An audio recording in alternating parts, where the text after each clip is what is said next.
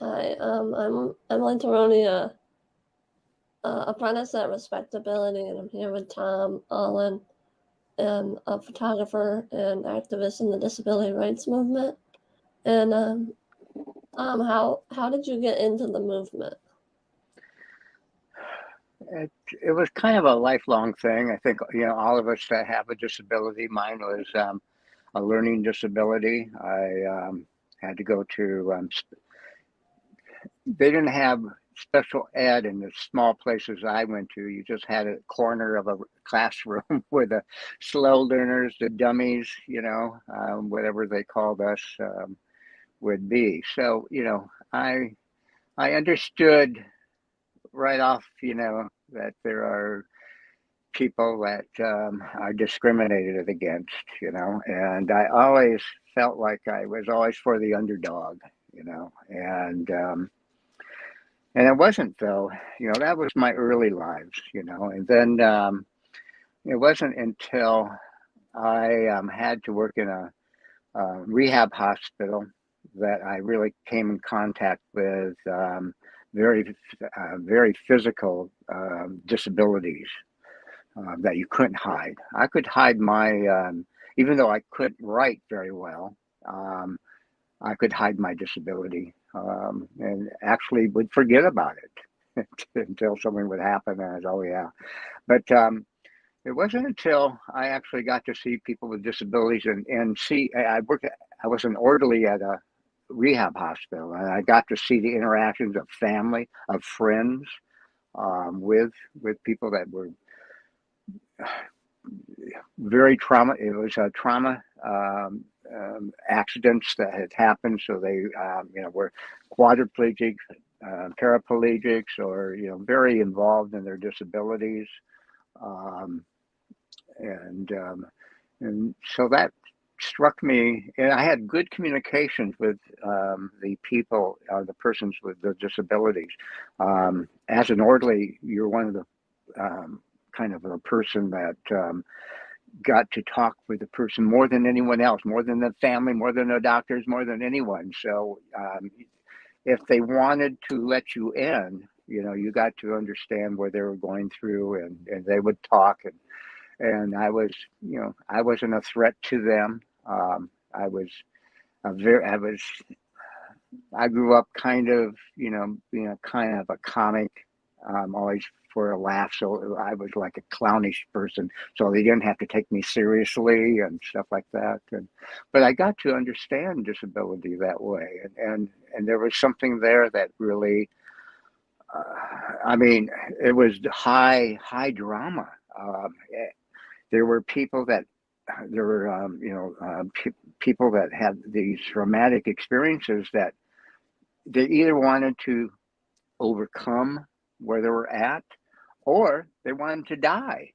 And those who wanted to die, it was very easy just to let your body die. I saw that happen.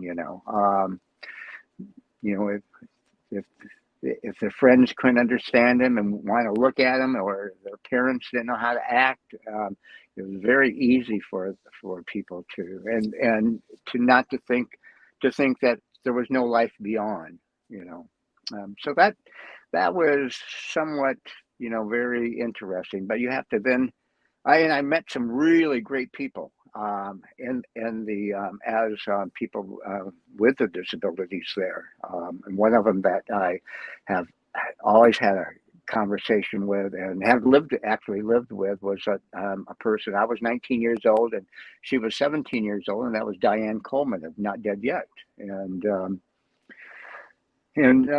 we just clicked on how we look at things politically and within the disability world. It wasn't until we both ended up in California. I was in Berkeley, trying to follow.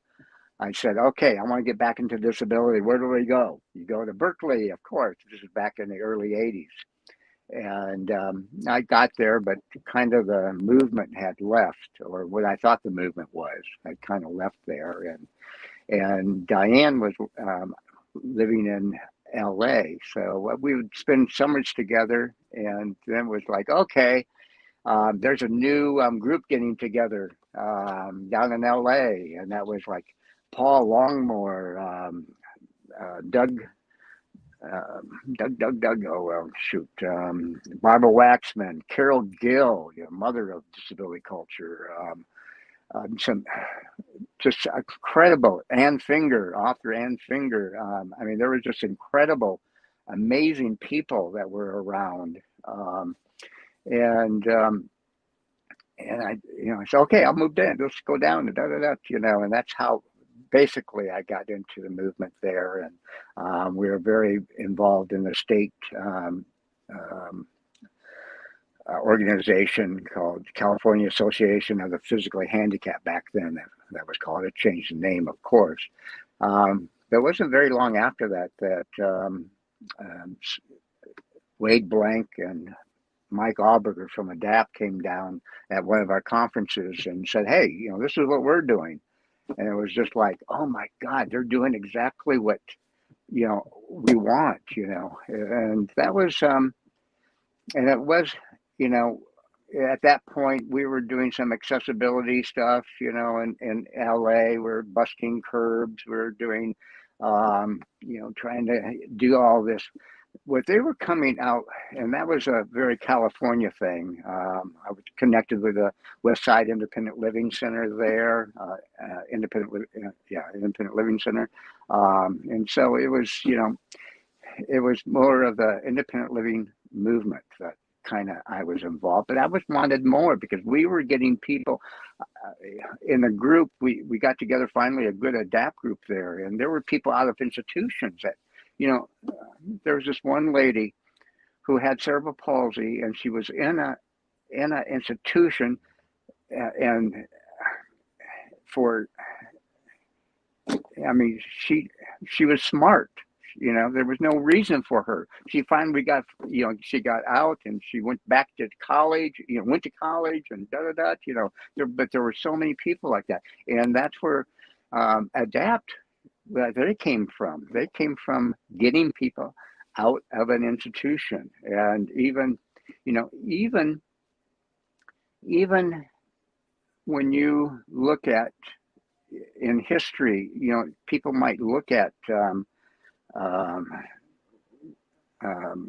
independent living movement and the disability rights movement, which I'll say is coming from Denver. That movement, there were two different things. One was for getting things. Well, basically, it started with, let's get to college. Ed Roberts, I want to go to school. And then things came. Oh, we have to have this and this and this, all accessible. The Denver movement was, let's get out of the institution, And when they had that first incident where they laid down in front of the buses, that was not accessible. That was not for accessibility. Number one, that was, getting on the bus was good, but it was because getting out of an institution, they got into their own home and got together, but they couldn't go anywhere. It was just almost like being an institution, and so that's where, I mean, people think of the Gang of 19, when they did the buses back in '78 as something, as accessibility stuff, but it was really deinstitutionalism, and that movement is not dead. That's still a movement that is still happening, and that's a very important distinction between the accessibility movement of the independent living, than that. So that's kind of how I got into it, and the difference, it's easy to say the movement, but you gotta know where your soul is. Is your soul into getting yourself individually, um, you know, accessibility and, helping other people at the same time? Or are you trying to help the most marginalized get out of institutions, So.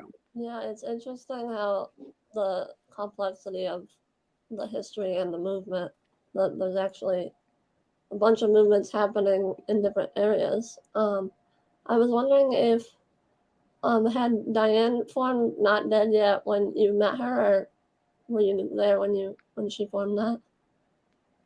Yeah, it's before Not Dead Yet came about. There were some cases. There was Baby Doe was one of them. Was trying to, oh, that baby should die, because it has a disability. It came, and then beyond that, we had the I forgot the name of the person. A person that was going to school. She had cerebral palsy. Going to school, she couldn't. She just broke up with her boyfriend, and she was just having a very hard time. It was very depressing, and so depressing that she asked the state to kill. I want to die, and and and of course the state says, "Oh God, yes, we think you should too. Your quality of life is nothing, um, and all of this is depression, and so that became a lot of things were happening around that. Other cases were happening. Other people, some people were traumatic accidents, like I said, and oh, I want to die. There's nothing out there. Kill me, please. I don't want to live anymore. Luckily, our system is legal system is slow, and sometimes we got to that person, and by the time the courts, the Supreme Courts of the states would say, okay, yes, we agree with you, and then the person would say, oh, no, I don't want to die anymore. I found, I can even go to work, and all that, and out of that, then Diane, decided to start a group, and it became, international in scope nowadays also. But that was a lot of, and it was Not Dead Yet comes from a Monty Python movie. Where they're taking dead people out during the plague and in a cart, and one guy says, "I'm not dead yet, not dead yet, not dead yet." I did not know that. Wow. I was wondering. Well, it's interesting that that is still like an issue today and still debated. Um, I was wondering what your kind of your favorite moment was to photograph and experience. Well, there are favorite movements. Doesn't mean there are favorite photographs. Those are two different things. Maybe I really don't have really. There's not like a real favorite. There are some that my favorite photographs is what you like the best. What more people like the best. That's like mine. But moments, there's a couple of moments. One was I really liked because it was I think it was on Pennsylvania or Constitution where we blocked the intersection, adapt, that is, blocked the intersection. And out of that, out of that one demonstration came money follows the person. I mean, a whole waiver that changed, the whole scope that people don't even know about, but just one action did that, well, I mean, we were trying to fight. We were fighting for stuff like that, at the time. So, of course, it didn't come out of the blue. It was definitely a coordinated demonstration, and probably about 400 or 500 people with disabilities, all kinds of disabilities, were partaking of that. But my favorite demonstration and act when I was taking photos was the 2 weeks of when Lois and Elaine came down for the Olmsted case at the Supreme Court, and we were sleeping outside, and the night before, and that was always fun. I enjoyed sleeping out because I always had this great queen size airbed, that I could fit on, and anyone else. I mean, it was room for about 3 people to sleep on too, so we all could keep warm too. But and just the interactions of that time. I mean, here is the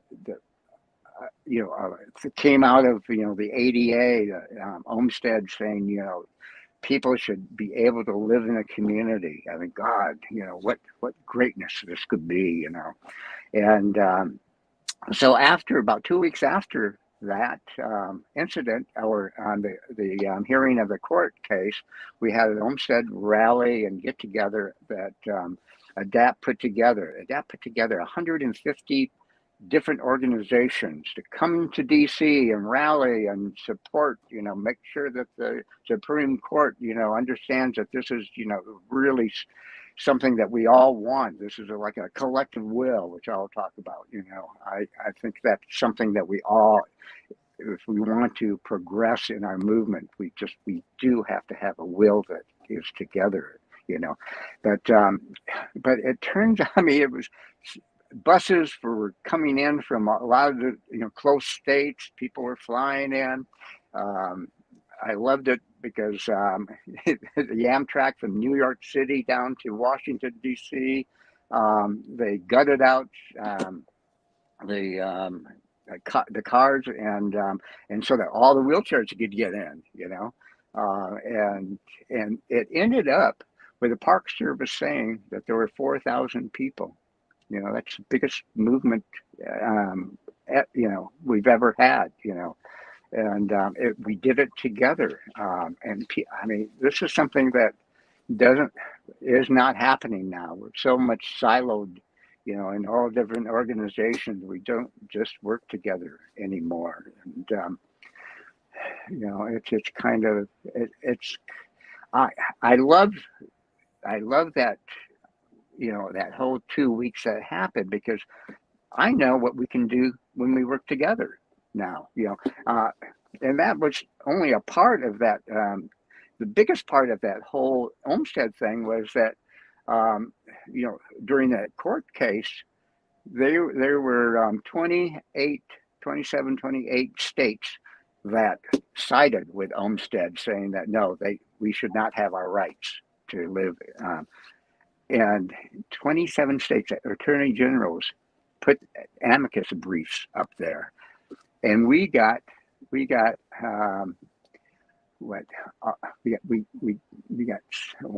now I don't remember the name, like 12 of them off, or 17 of them off, by state, you just couldn't. And we had people that said, from each state, say yes, we'll fight, we'll ask the, and these are attorney generals that rescinded an amicus. When does that happen? So I know the power that we can have if we work together. And darn it, do we ever need it now? Yeah, that's very powerful. And today, I was wondering if you could talk a little bit about today and what do you think about what we're doing today, and the influence of the pandemic and the internet has certainly helped the movement. And if you had any thoughts on that. Well, I'll say that the you can't win a revolution just by the internet, but it's a good tool. We need all the tools we can get. It's what is really needed. For us to understand, to have that collective will. It is important that all of us, how we treat our life, how we look at, our life, and what what our visions are, what is it, and to get that kind of feeling, we need to be very close to that injustice. We need to be very close, to those who are suffering. We got to be pretty close to a lot of people during COVID, that people were dying. We understood that, but we didn't do anything. We didn't have not a collective will at all. When 300,000 people in congregate settings, just in nursing homes, died. That's not prisons. That's not other places that, don't even have numbers, we didn't even count them. That's how marginalized a lot of our disability world is. We, in the whole scheme of things, when you talk about incarceration, if you really look at the numbers of incarceration, people of incarceration, you'll realize that they are made up of way more people with disabilities, whether they be in prisons and jails and psych hospitals and nursing homes and group homes. It is people with disabilities. In our society, we look at people who actually work, actually make money. We're in a society that does that, and those who don't do that are what I would, almost as close to what Germany would say, the useless feeders. And so we're incarcerated. We are incarcerated into different areas. It's like a caste system within our own group. We've got people that, some of us have jobs, and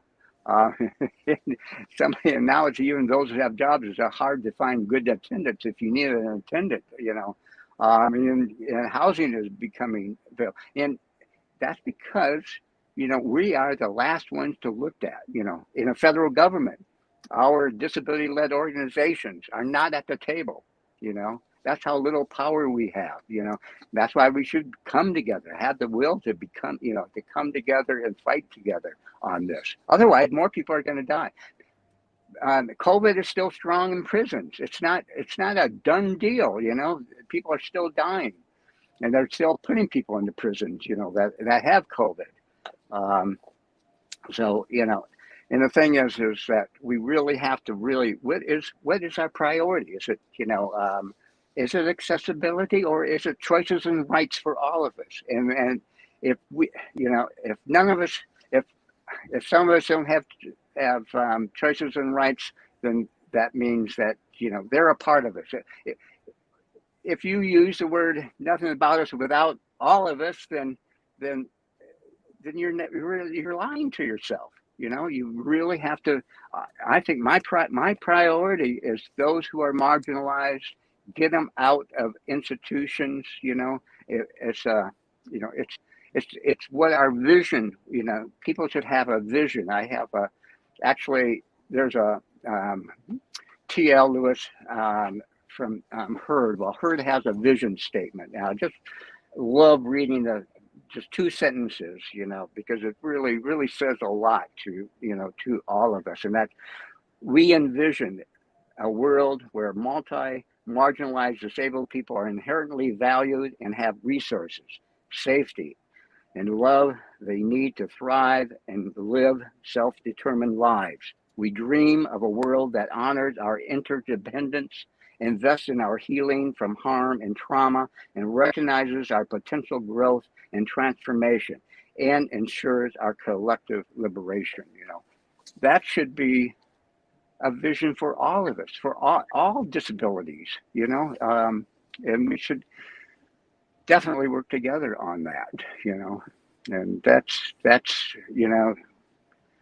something that I, dedicate as an elder, I'll dedicate my rest of my life on. Yeah, that's important work, and we still have, it's like we're doing great things, but we still have people in institutions. We still have a group of people that we need to work with. I was wondering, you mentioned Lois Curtis, and I was wondering if you could talk a little bit about her and maybe the photograph that you took in her home, and if you still stayed connected to her. Well, it was, Lois and Elaine, definitely were coming out of, they were institutionalized in a mental institution, a psych institution. And we had some interesting lawyers that had run into them and realized that these people could, both Lois and Elaine could live out in the world, and so they actually, say, hey, let's do this. There was a decision before Olmstead called Liddell versus Adapt. I'm getting it wrong, but it was out of out of Philadelphia, Steve Gold, did this, and it kind of was the first step to Olmsted. And we Adapt has always said that free our people is that's one of the things. And so people were working on it in different ways. Actually, this lawyer had no idea about anyone else trying to do things. She just saw it on her own. Yes, and she doesn't need and that's how that came about. And it was actually as they were doing that. It wasn't until the lawyers didn't know there was even community support on this until when the community got the attorney generals to rescind their. It was just like, oh my God, there's people that are listening to this, and that was they finally got out. Elaine died years ago.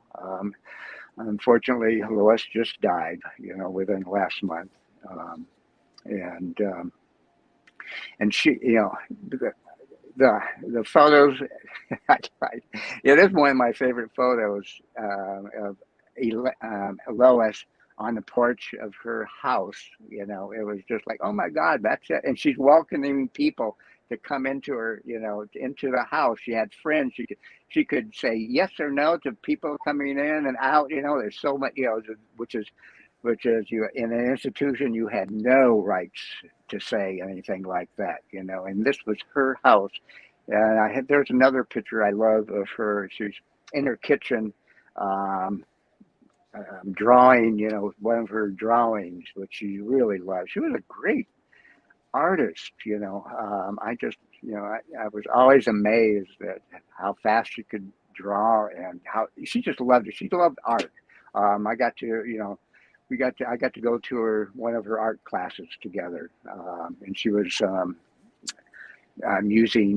using finger paints at that point, seeing what she could do with that, and it was just really really fun that she was out and about, and she just made it was definitely you know one of the things that it wasn't sad, but it always um, angers me because I've seen it so many times is that you go the traumatization of being institutionalized is so great that it's you might never get over it, and I see that with kids. I see that I even though even though we do have a lot of our DD and our IDD and other disabilities go into jails and prisons just because of almost just because of their disability. Um, but even those who go into prison and jails um, with a psych intact kind of, it's too much for so many people that they're traumatized. Within 24 hours, you can become traumatized, um, and I can attest to that. I ended up in a prison, deportation prison, and not knowing when I was going to get out, and my nerves just for years were shot, But God, so we're creating disability even, with it being institutionalized. So that should be, you know, be an abolitionist is something that I might have not said before because other people might not understand it, but I don't care anymore. I'm an abolitionist, when it comes to all institutions. And it's the thing is the the reason why people are institutionalized and incarcerated in those institutions are because we don't have community services out in the community. And that means, and we don't have that because we don't have the collective will to show our power to those in government, and say, hey, we need the money. We need the money for for these services. They should come first. And the thing is that it's a cost-effective way, but people are so ingrained against people with disabilities, or people, that they almost equate disability with criminals, with Frankenstein and all of that. It's something that we grew up with. Yeah, I mean, we've come far, but it's still such an issue to get people to understand our place in society. And I was wondering, what are you working on today with that? I'm working on two different kinds of incarceration, and one of them is guardianship. It's a very interesting one because not a lot of people kind of understand it, but it's a real big. It's becoming more and more of an issue. Um, California just passed a law to have care courts, and what care courts are the police can take you off of the street, usually done with homeless, usually, and this is in the mental health, but it doesn't matter. It could be a person with autism, it could be a person with CP, it could be, all these different. If you act differently, you could go to a court, and if you just think that you don't, can't handle yourself, they'll put you under guardianship. Once you're on guardianship, they can say, "Oh, you need to be in an institution. You have nothing to say." Period. And that is happening not only in the care courts. Last week, we're watching New York City, where the police and health, certain health um, policemen, I can't think of what they're really called, but certain people can say, "Okay, you need to go to the hospital." Once you're to the hospital, then if to control you, you're under guardianship. Then they can put you anywhere they want to.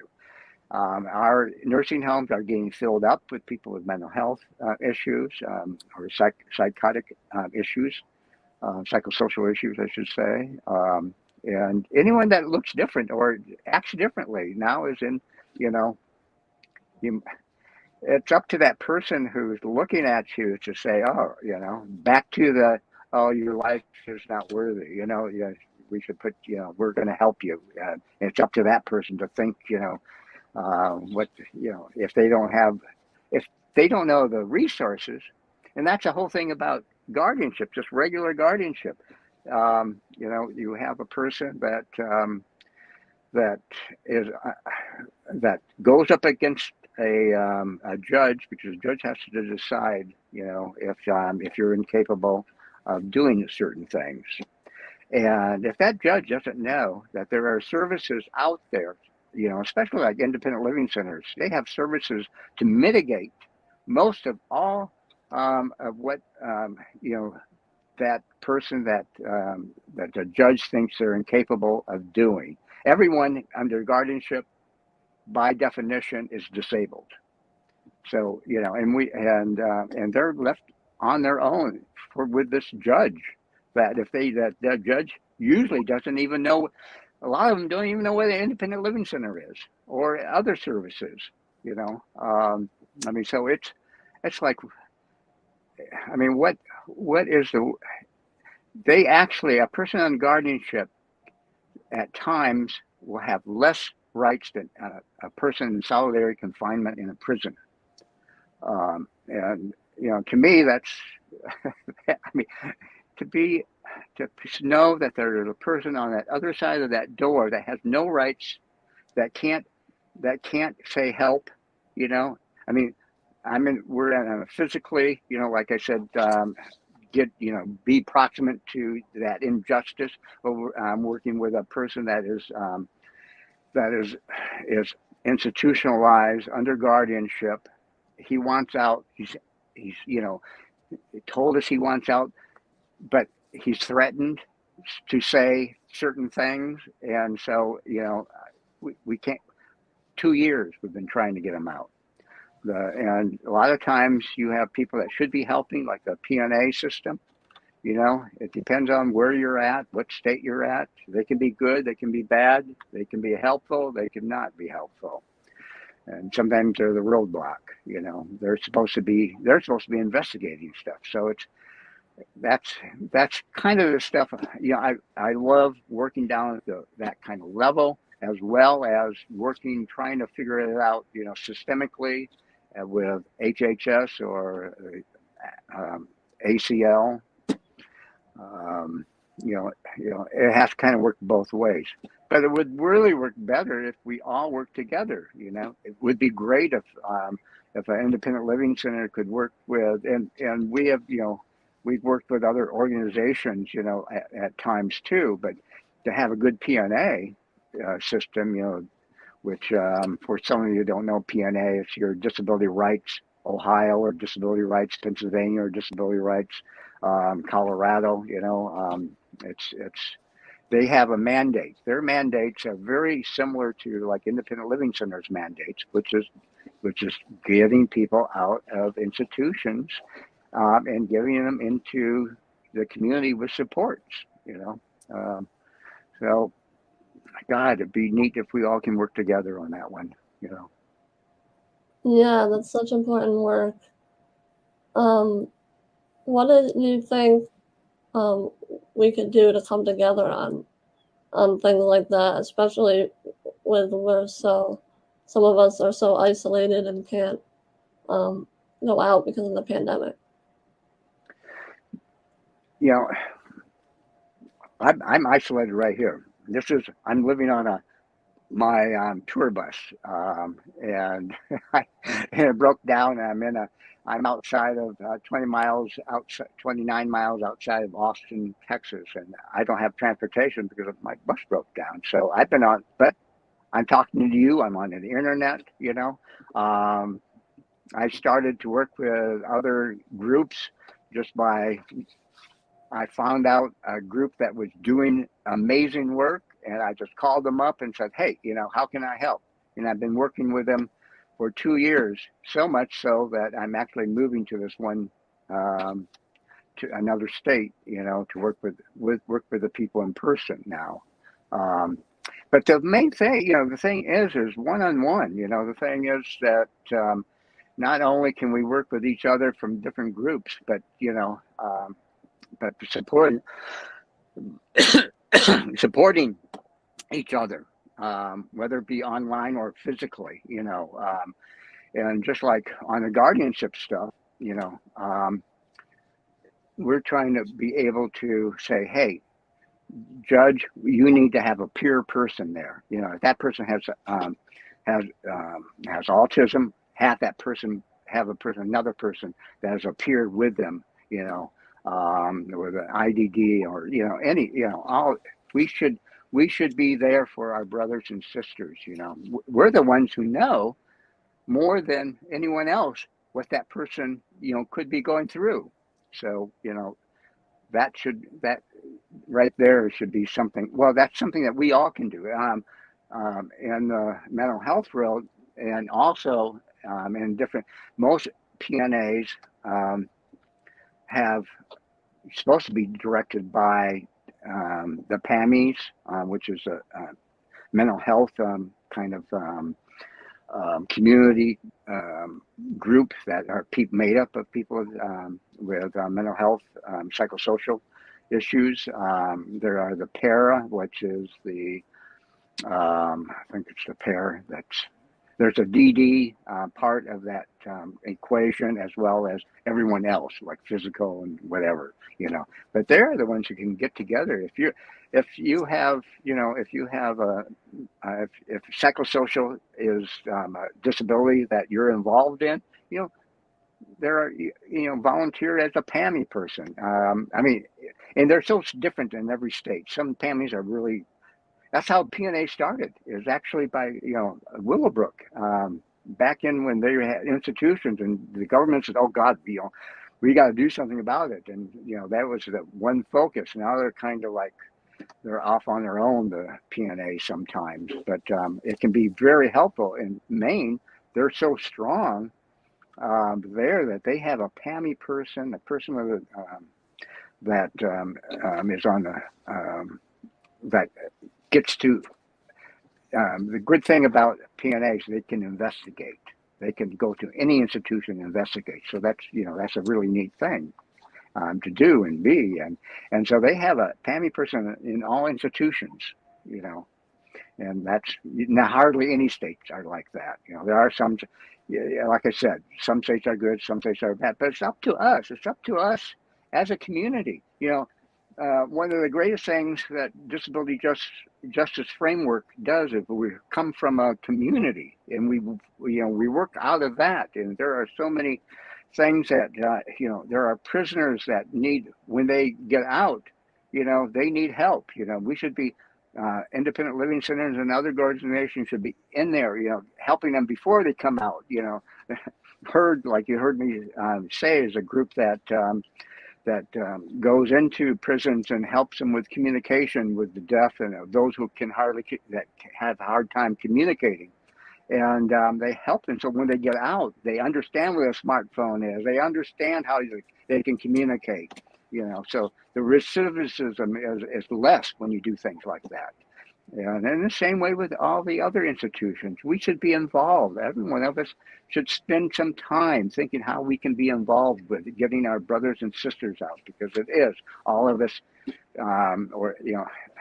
all of us, or none of us, or vice versa, or something.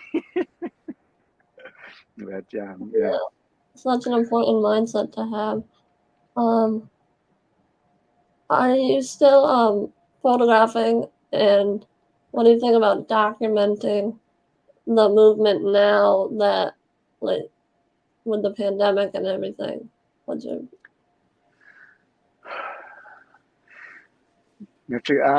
God, we have to. This is our genocide. This is something that happened, and we allowed this happen, and we can't allow this happen again, because it could happen again very, very easily. We did not learn very much from this last epidemic on how to mitigate the experiences that happened. And it was so funny. NCD, the National Disability Council, in National Council on Disability, just did a whole thing on the pandemic, just a couple of days ago, and it was great information. 2 years late, we were talking to them years ago. We were talking to the there's groups of us that were talking to the White House. We didn't have the power behind us to say, hey, they didn't ask us, how do we mitigate, congregate setting deaths, they didn't. To them, it was, oh, let's give the nursing homes more money, Where did that money go to? The pockets of the corporate. They're corporate run, of course they're going to, keep on their salaries, even though staff is depleting, and all. I mean, it had a hard time, there's a lot to document. Unfortunately, we were so bad at getting data out there, real true data, and some data, like in New York, was thrown away, revised, and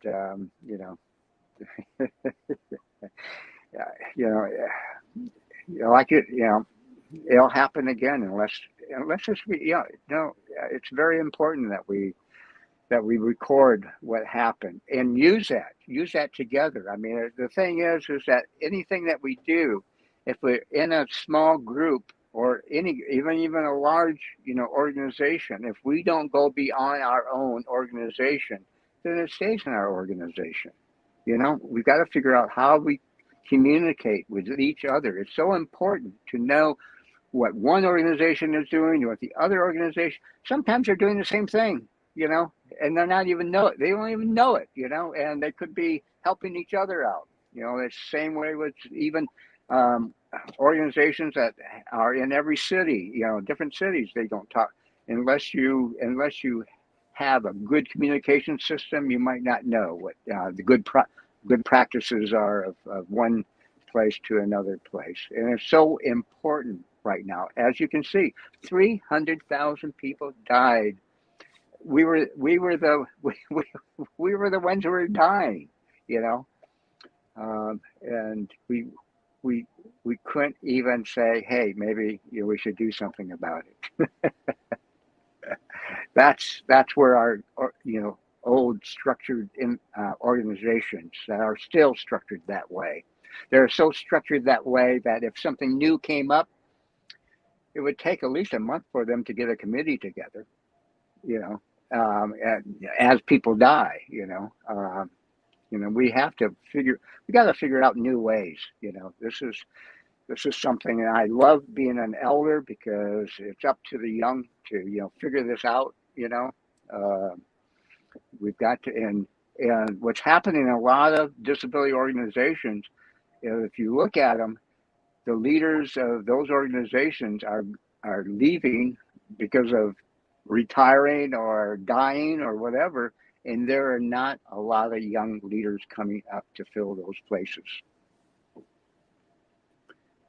Yeah, that's very important. And I do see a lot of young people with disabilities that want to help and do great things. And I'm so grateful to you for helping us transition and come to age and work on the stuff that you've worked on and all the work that you've done. I didn't know if there was anything else you wanted people to know or an organization that you wanted people to follow. Well, just coming off of what you just said, it is the work that is the work. It is actually you have to work. I support any young people ambition to get into all this, and we have to, we can't be neutral on all of this, to collaborate, to be neutral is to collaborate with what is happening, and to allow this to happen. And I would support any organization to get young people into places where things are happening. Hey, intern there, go and do it. And it works. It really works. One of the neatest things about the ADAPT and that they're part of the movement is that when they did the work, leaders came out of it.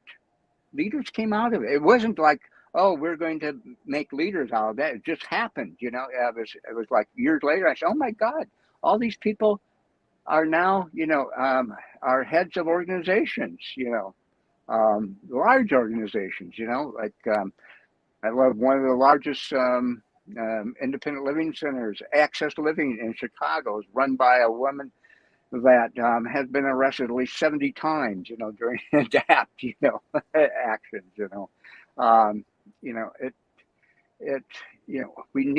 we just need to put young people in, I wouldn't say harm's way, but into that action. And, listen, it doesn't take much to lead, it just takes the will to do that, and we can there are some really good young leaders, we just need to push other people out of the way and put them into place, put them in, get their feet going, so that's my last words.